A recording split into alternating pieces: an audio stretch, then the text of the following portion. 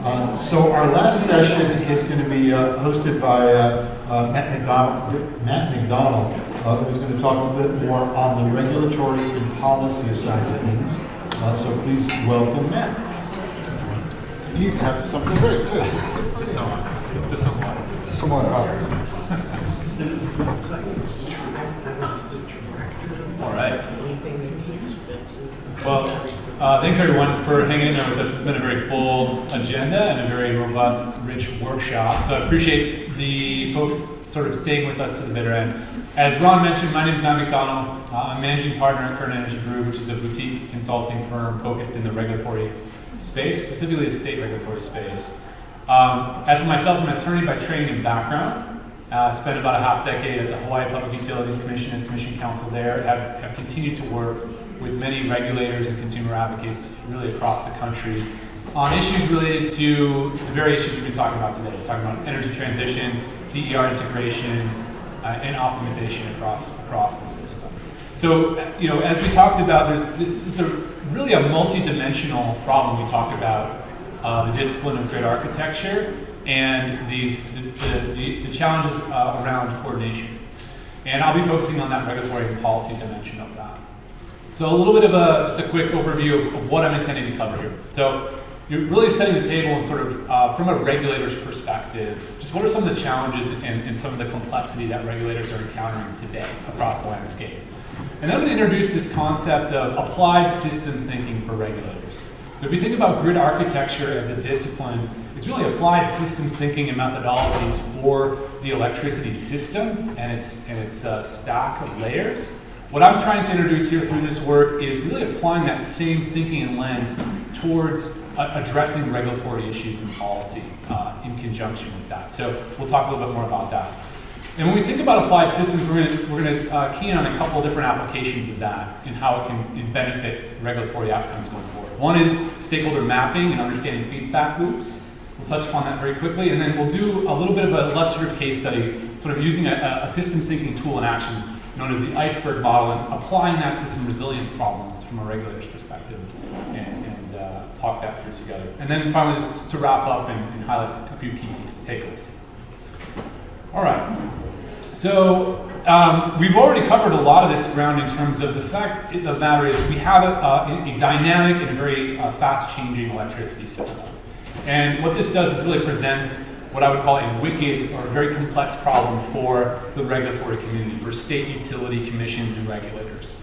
We've talked about load growth. It's increasing, right? And it's increasing in a manner and degree that we just really haven't encountered in recent history. So,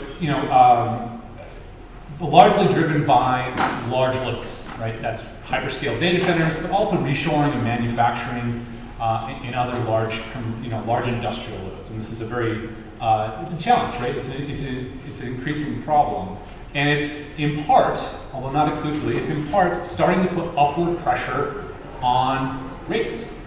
So we're needing to reinvest in the system for grid modernization purposes. We need to reinvest in the system because we have a lot of aging infrastructure. And we're needing to start to invest in the system in order to meet increasing load, whether that load is being driven by large hyperscale data centers, or whether that load is being driven by the electrification of transport, heating, and across the board. So how do we manage that? As a regulator, how do you deal with an affordability crisis? How do you think about navigating the complexity of addressing emergent load growth? And how are you doing that in coordination with a third issue? And here we see some of the AI-driven data center demand increases. The third issue is really one of resilience and reliability, right? Just to pick on one dimension of that, wildfire risks for utilities and their customers has grown exponentially, right? And so we're dealing with sort of this throughput of rising demand on the one hand, rising across and this increasing affordability crisis across the country. And in the meantime, we're having to deal with extreme weather events, whether they're storms or whether they're wildfires, in ways that we just have not had to deal with going forward. So the product of this is driving ourselves towards a clean, increasingly decarbonized, decentralized, and intelligent grid going forward. The reason we need this even more so today is we need to think about how we integrate assets that are coming into the edge of the grid as a way to make sure that the grid is cost effectively invested in. As data centers come online, they're increasingly bringing their own generation with them in order to interconnect faster. A co-located generation with a data center is now becoming a catalyst for increasing decentralization of the energy system. As well, we've heard about EVs and how they're going to continue to scale up. We've heard about heat pumps, other investments that will continue to scale when it comes to customer adoption of these resources as well, just at the residential and commercial customer class levels. We have all of these assets that are being brought to the system, but we need to be thinking about ways that we actually integrate them and utilize them. If we're not able to, the consequences will be having to overinvest in the infrastructure writ large and continuing to drive costs up in ways that are going to be completely suboptimal. And as we'll explore a little bit more, when we talk about the resilience piece, we also need to be starting to look at more distributed and decentralized solutions to tackle resilience in ways that we just haven't been able to in a traditional top-down approach going forward.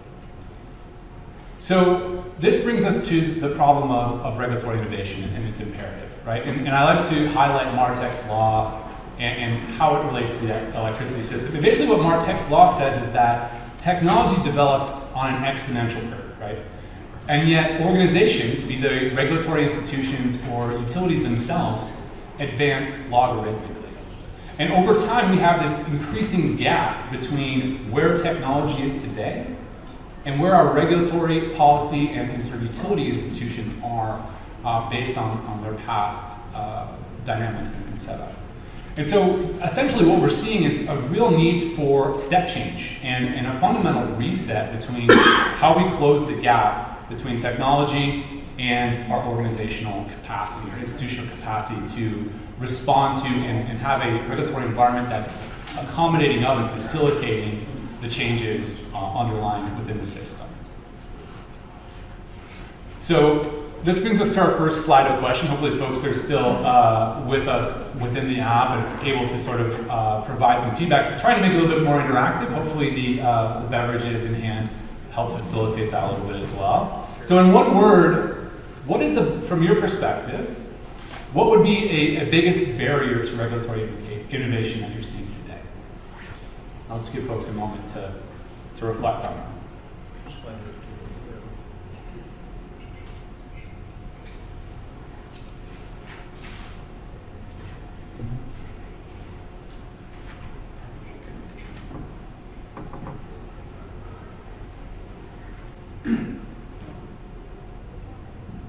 Politics, regulators, inertia, rate cases, adaptation, integration.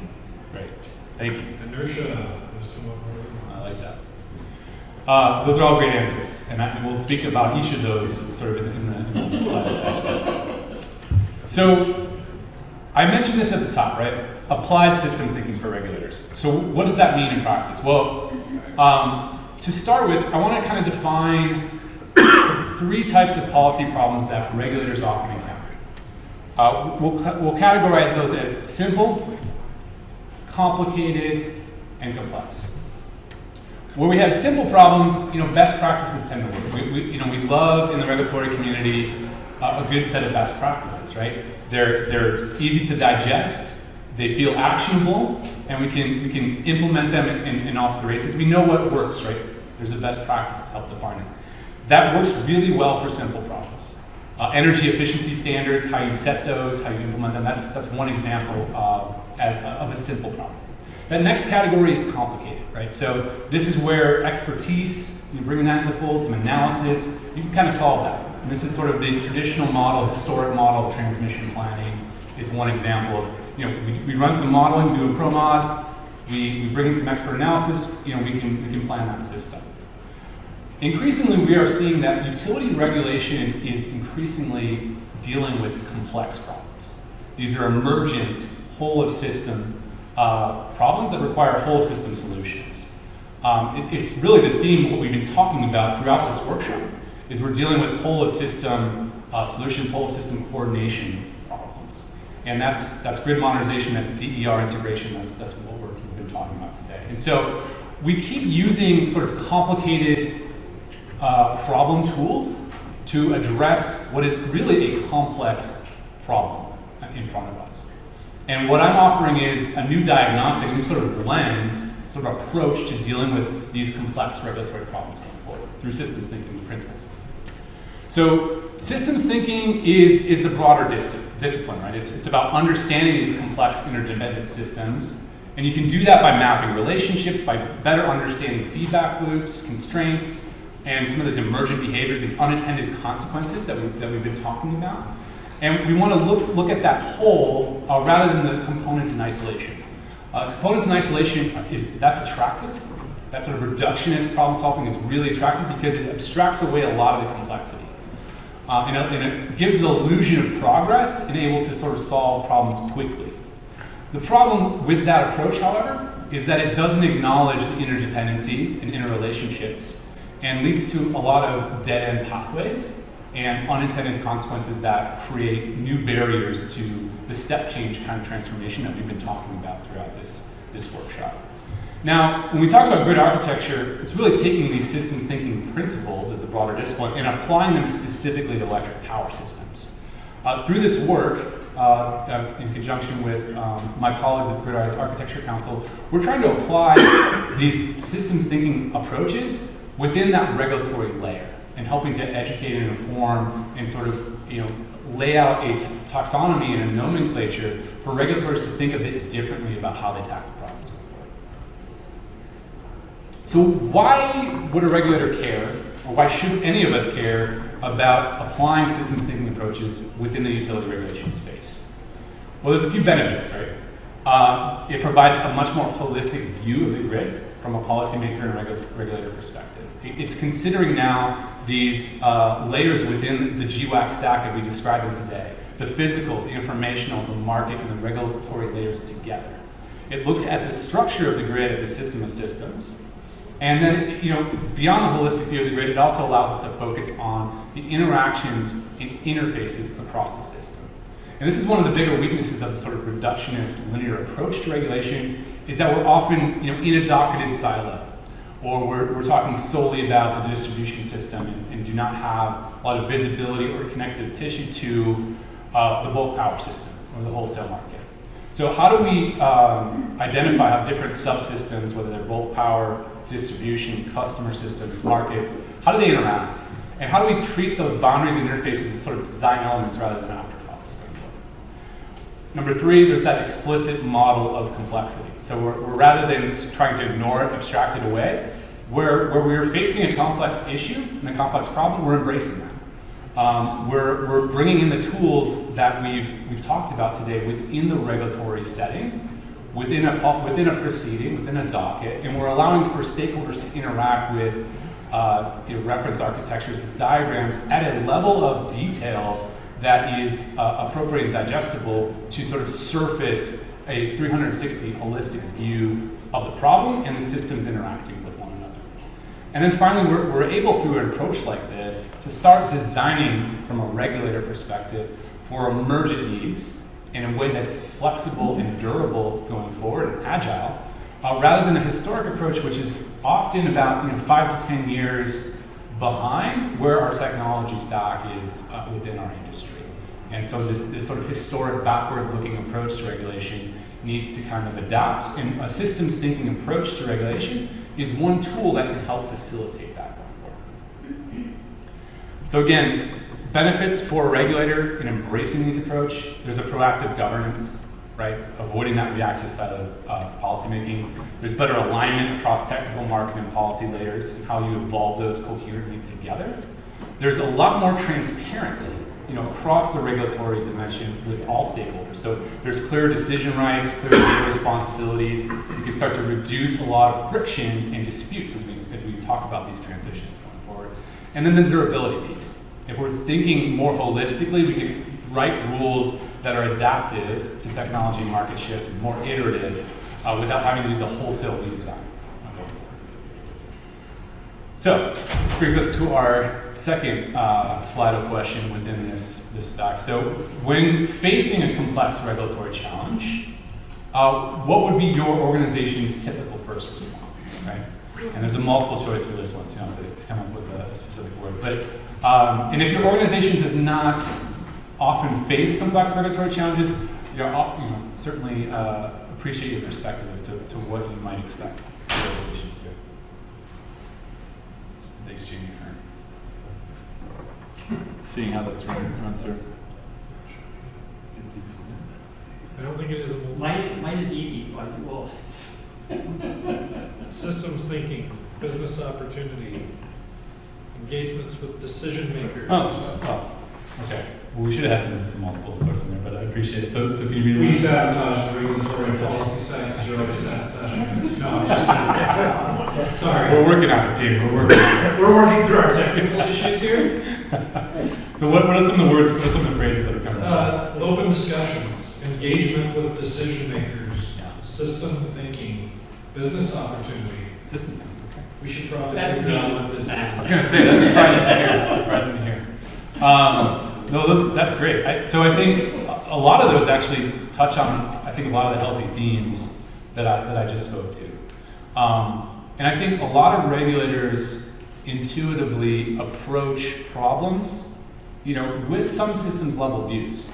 That being said, I think there's a real opportunity to sort of elevate that and talk a little bit more about how we can be designing regulatory proceedings in a way that's much more collaborative and embracing systems thinking approaches than it is litigious and combative. And I think that's going to be a critical path for how we unlock all of the promise of a transformed electricity system that is increasingly decentralized, decarbonized, and democratized going forward. If we are trading, stacks of 6,000-page filings back and forth and spending 4 months on discovery back and forth, that is not fit for purpose any longer with the complexity that we are facing as we've just been running through today in terms of that multiple coordination. So we need to fix that, right? And I think this is one step towards starting to open the aperture for policymakers and regulators as to sort of how can we start to do that effectively, right?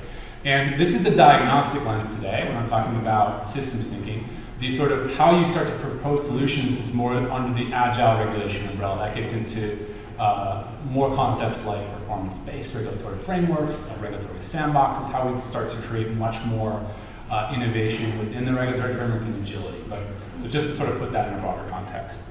Now, shifting to one of the first sort of examples, illustrative examples of what does it mean to sort of apply systems thinking to the regulatory construct. It's not a prescriptive methodology. It is a way of thinking. It is a sort of lens to bring to diagnosing and addressing complex problems. One way you can do that is through some of these stakeholder mapping exercises, whether that's internal within the commission, sort of trying to get your arms around, we've got this big problem. How are we going to talk about it as a staff? How are we going to be tackling it? How are we going to design our regulatory process and proceeding to be holistic and really bringing in the folks that need to be within that proceeding. And one place to start is with stakeholder mapping and sort of understanding feedback loops. So this speaks to that question of who actually shapes the grid, right? So a holistic regulatory approach really needs to recognize the interconnected nature of utility systems. So this is just a stakeholder map, right, of the key folks that often interface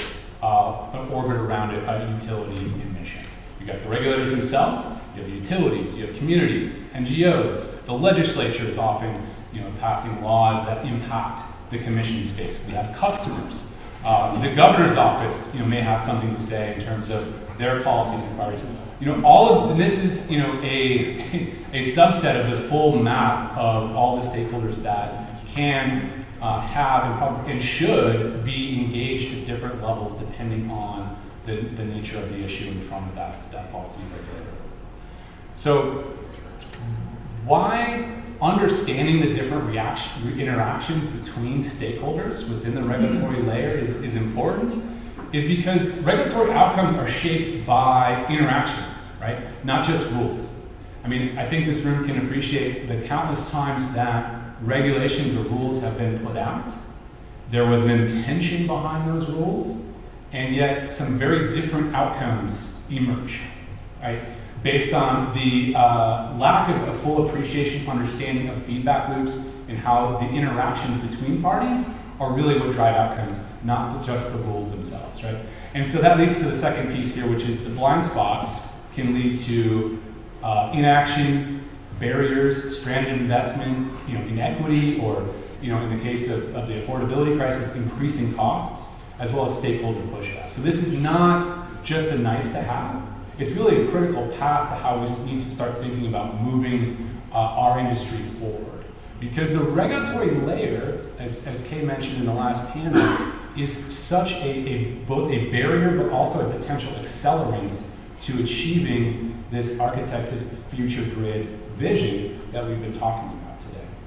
And finally, this last point of that, when the regulator has a space to step back, and when stakeholders can interact in a way that references sort of system maps, it can reveal the incentives, sort of underlying incentive structures, as well as sort of top-level incentive structures. It can identify leverage points, which is a specific term of art sort of used in system thinking discipline.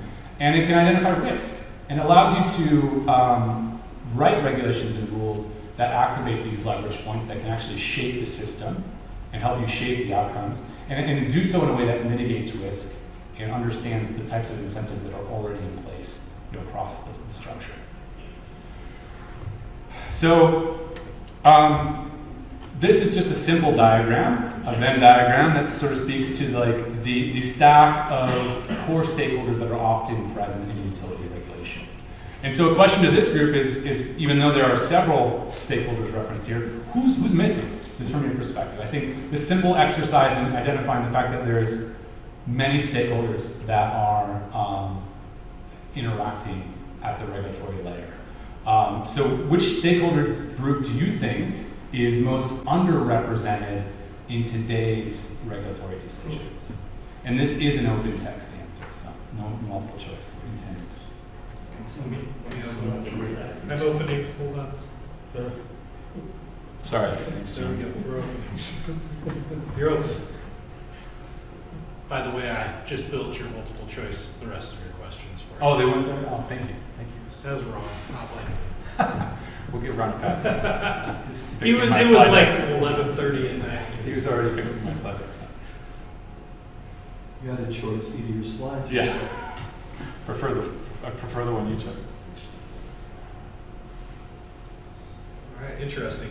Renters, That's a good one. I like that. self-optimizing smart loads, customers, and tribes. I like that. Digital market. Self-optimizing. Digital market. Yeah, that's great. That's really interesting. The point here being, not that we want to sort of, It says GWAC, just point that out. Somebody put in GWAC. it must be a GWAC number. A little self-serving. You're now associate member. The point here is not to sort of uplift a particular stakeholder, but just to recognize that there are a huge scope of different stakeholders that have a stake in these regulatory proceedings and outcomes. Oftentimes, those stakeholders are not at the table. And even when they are, they often, the way processes and proceedings are designed makes it very hard to interact in a collaborative and whole system manner, which is, again, required to tackle these kind of complex issues. So really quick on incentives and feedback loops before I get to the next tool, which is the sort of iceberg model, which I like. This is just to acknowledge, and we already spoke about this in some of the earlier discussions. As DER adoption grows, we can have these virtual and vicious cycles, right? So on the vicious cycle, if we have DER adoption that continues to proliferate in ways that are perhaps uncoordinated, unorchestrated, it can cause a lot of issues on the system. We talked about the emergence of duck curves and problems that can cascade as a result of that. And that can continue to cause compounding problems in a sort of vicious cycle feedback loop unless there's intervention, right, to sort of disrupt that. Conversely, we can design regulation and rules and regulatory framework structures that are harmonized in a way across all layers that we're actually pursuing more positive virtuous cycle loops. where as DER adoption grows, instead of creating challenges and constraints in the grid, it's actually enhancing system flexibility. It's actually enhancing resilience. It's actually pushing down the costs of the system overall for all customers, whether you're an adopter of DER or not, right? And so it's just a simple recognition that feedback loops are real, they happen, and we need to be thinking about them proactively within that regulatory layer and how we're designing policies, procedures, and frameworks going forward. Okay, great. So that was just a snippet of sort of how stakeholder mapping and the understanding of feedback loops can be an illustrative example of applied systems thinking in the regulatory context. A second example is what's known as the iceberg model. Right? So what's the iceberg model? Well, the iceberg model is a common tool for guiding systems thinking more generally. It has the illustration here, as shown on screen, is we have sort of the layer that sort of peaks above the waterline, right? This is what's visible, it's in your face. It's sort of the events layer. So what just happened? And in this example, like I'm catching a cold, I'm getting ill, right? And there's a react response typically to that event layer, right? And that's just what you can see above the surface. If we actually move down, we can start to see patterns and trends that are giving rise to that event. So what trends have there been over time? Well, I've been catching more colds when I'm sleeping less, right? So now I can start to anticipate. I have a better understanding of where these events are coming from a pattern trend perspective. We go a layer deeper on the iceberg model. Now we're looking at underlying structures. So what is giving rise to the patterns and trends, right? What are the relationships between these parts? So maybe there's more stress at work, maybe I'm not eating well, maybe I'm having difficulty accessing healthy food, and that's contributing to my sleeping less, and that's contributing to why I'm catching a cold. So that sort of speaks to the design layer of this iceberg model structure. And then finally, at the base layer is really where we get to fundamental mental models.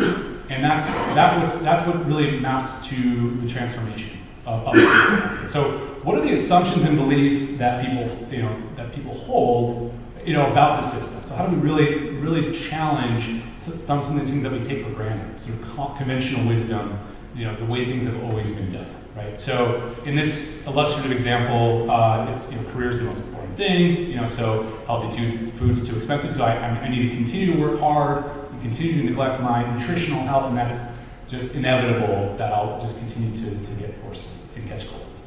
So really at that base layer is where we want to start progressing regulators sort of down this iceberg model stack to really be challenging some of these underlying features that are below the surface often in proceedings going forward. So how do we use the same tool to tackle a complex problem in front of regulators right now? So here's a resilience illustrative case study where we're taking that same iceberg model and we're starting to overlay it over a resilience challenge that a regulator is facing, right? And so, at the events level, we've got a wildfire or a severe storm that's resulted in widespread outages, down poles at the distribution system level. At that, we start to move below the waterline and we start to look at the patterns and trends. Well, frequency of wildfires and extreme weather events is increasing. Customer outage frequency and the duration is also increasing. And now the costs for storm and wildfire recovery are putting real upward pressure on rates. Now we're looking at that patterns and trends. The next layer, these underlying structures, right? So climate change is driving more frequent extreme weather events. A traditional approach with grid hardening drives up costs while often offering suboptimal performance. Poles keep getting rebuilt and ice storms come through and keep knocking them down. And we rinse and repeat, right? Power system safety shutoff schemes, they can mitigate wildfire risk, but they also disrupt customers and they can impact customer safety in other ways downstream. And I spoke to sort of that like-for-like replacement rule can often lead to the same asset types being rebuilt and then knocked down repeatedly. So if we go down to the mental model level, this traditional focus on sort of grid reliability and resilience rather than energy service reliability and resilience is something that we can start to unpack and really take a look at. Is what we really care about are the poles and wires staying up all the time, or do we care about customers having access to energy even during extreme weather events? And so the sort of way that we think about the problem is almost flawed and inverted, and our metrics for measuring reliability are often SAIDI and SAFE, which is focused on the grid. If I have a distributed battery in my home and the grid goes down, but my power is unaffected, do I really care that the grid went down for a moment in time? So it's really about challenging that underlying mental model where we're really focused on energy service reliability and resilience rather than the grid itself. Because the grid is really there to serve customers. And so let's focus on the customer folks. So that's one way to sort of apply the iceberg model for regulatory context within this sort of resilience context as well. So let me just take a little minute to sort of pause there. Because where we're taking this research in this report with the group is to start to bring these tools to practice and start to develop a regulatory playbook. So I'd love to just pause and get some reflections or any feedback just on that last iceberg model tool as well. But what we're hoping to do is sort of outline that there are some key systems tools. There's a benefit and a need to apply more systems thinking within the regulatory sector. And that there are some key system tools that regulators can adopt, including that stakeholder mapping, understanding feedback loops, the iceberg model, and more systems alignment going forward. And there's some playbook questions that we can start to pose and offer for regulators as they're trying to tackle complex problems.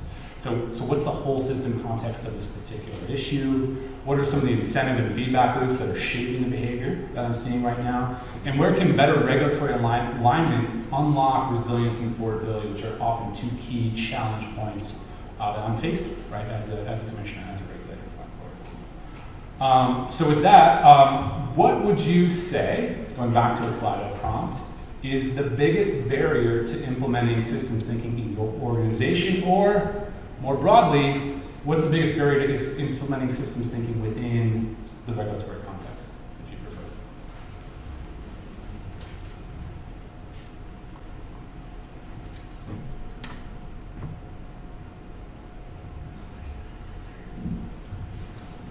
This is a little bit like narrating a horse race. I know. Yeah. So so we have, let's see, I guess I need to vote when we see results. I don't want to. So we got a few folks responding already. So lack of time for complex analysis, stakeholder political pressure for quick solutions, limited tools and expertise, organizational silos and turf issues, and difficulty measuring and communicating system impacts. You know, in practice, it's probably all of these, but it's interesting to sort of see if you had to choose one, what would be the most acute? Any results yet, Jim? Yeah, I think that stakeholder political pressure for quick solutions is up there and tied with organizational silos and turf issues. Yeah, that's fair. That resonates. I mean, so as a former regulatory staffer, you know that the political pressure for quick solutions is absolutely real, and the turf battles and sort of feeling of constraint as to where your boundary line ended and someone else's began is also very real historically. So, to be fair, lack of time for complex analysis is so close, and it's also real. Yeah, it is really a trick question because all of these are critical.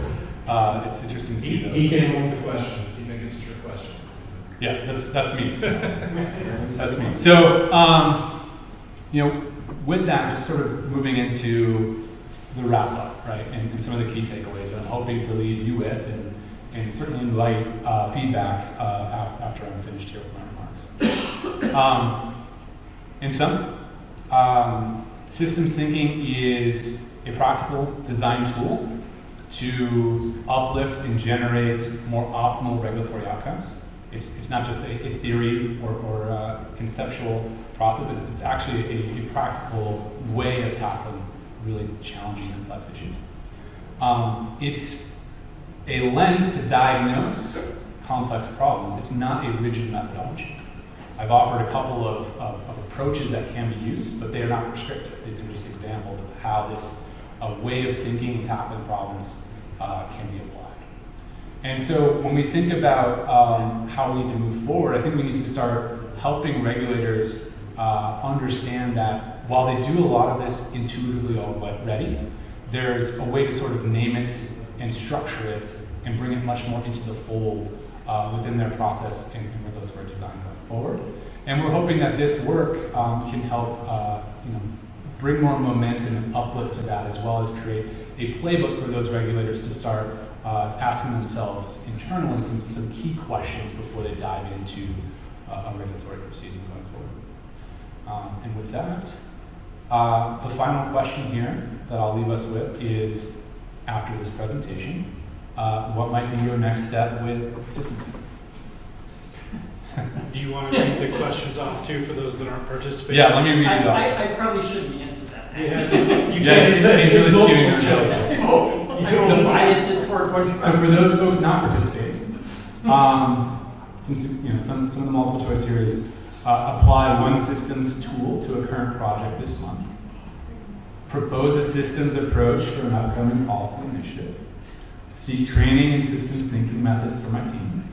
And start mapping stakeholder systems for our key issues. And then finally, integrate systems questions into our standard policy analysis process. There probably should be another one there that says, I really see no value in systems thinking. Why not do it? Well, or like systems of systems, which is something we've actually applied in a group. Yeah. That makes a lot more sense in a siloed environment. Yeah. Well, systems thinking explores how systems of systems work. So systems of systems is more of a complex systems, complex rather than complicated idea. While systems thinking allows me to analyze systems of systems. And we have a seek training request. Oh, great. Which I think may be an indicator for like we want in some of these outcomes is to understand what the council can do to support the evolution of the system, right? Maybe just one last remark, and then I'd love to get some interaction. I think just to sort of wrap up more fully, what the hope here is that we are starting to till the soil, so to speak, with regulators to help open that aperture up. And it's not to suggest that we need to be hyper granular and overwhelm stakeholders or regulators with touching upon all of the system in each instance. It's really about finding the right fidelity and balance for the needs presented by the issue in front of you.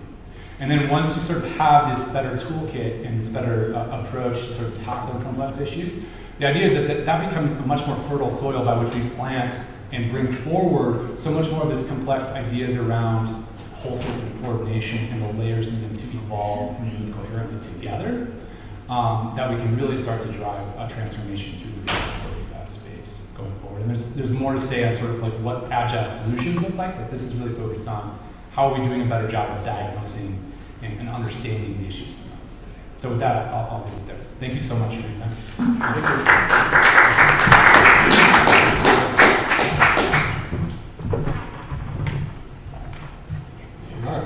Well, hopefully you've enjoyed the day. This is our wrap-up session, but don't go anywhere yet because we now have our networking session and more food and beverage. But I do want to say from us, thank you for the feedback. Thank you for participating in the Slidos and the questions that have come up. I do want to give a big round of applause to all of our sponsors and participants and all of our speakers.